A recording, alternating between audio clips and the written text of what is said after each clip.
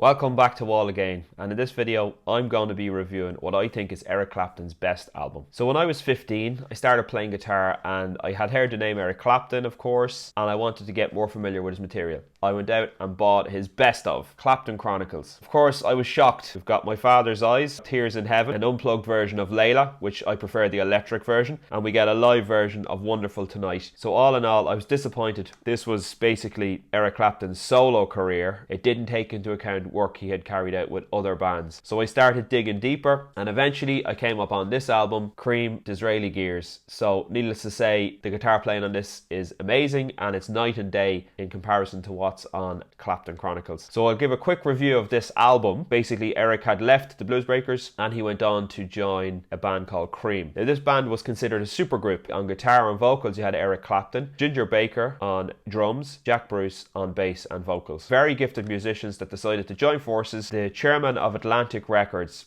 Armit Ertegun, decided he wanted to bring the band over to New York to record the second album in Atlantic Studios. It was produced by Felix Pappalardi. They also had some other people involved in the songwriting process. Peter Brown, Gail Collins, Robert Stigwood, and then Tom Dowd was also the engineer on this album, and Tom Dowd did an absolutely brilliant job in terms of recording the instruments. Not so much on the mixing. The mixing of this album is quite raw, and if you listen to it, especially with headphones on, you'll actually hear that the drums are panned completely right, 100%, 0% to the left. So it means all you can hear is the drums on the right hand side, and it just sounds wrong, it sounds odd.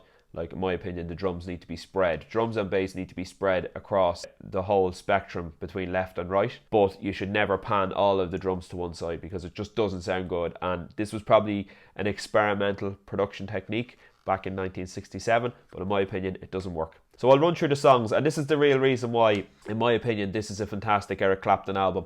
It's because of the music and because of the guitar playing. So if we take the first song, Strange Brew, this one was co-written between Eric Clapton, Gail Collins and Felix Pappalardi.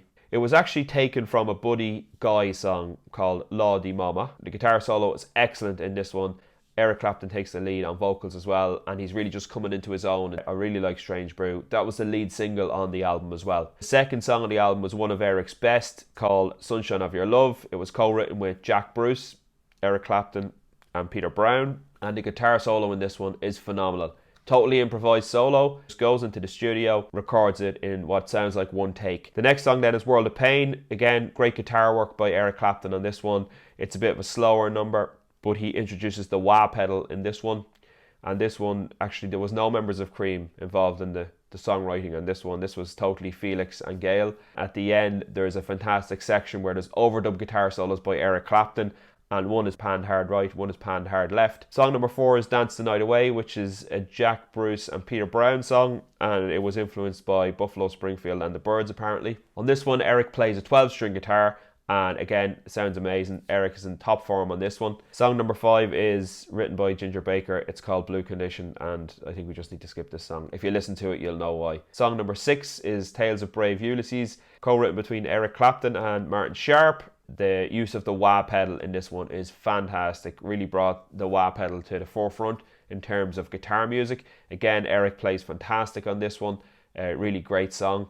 Song number 7 is Swalabra, probably the most psychedelic sounding song on the album. Peter Brown went on to say about Swalabra, it's about a guy going out with a girl, gets dumped. Song number 8 is called We're Going Wrong. It was written by Jack Bruce, and it was about a fight he had with his wife, but the drumming on this track is fantastic. Song number 9 is Outside Woman Blues, which was originally written by Arthur Reynolds, but rearranged by Eric Clapton. There's a fantastic riff in this song, fantastic guitar solo by Eric, again in 5/4. Another example of why I think this album is one of Eric's best. Song number 10 is called Take It Back, again written by Jack Bruce and Peter Brown, and this one is an anti-Vietnam War song. The last song is another Ginger Baker led song. I think the less we say about that one, the better. Okay, so all in all, I would give this album an 8 out of 10, but to be honest, the star of the show on this album for me is Eric Clapton and his guitar playing. It's just unbelievable. So I hope you enjoyed my video. Please leave a comment below. What do you think of this album? If you could like and subscribe, I'd really appreciate it, as well as it helps with my channel.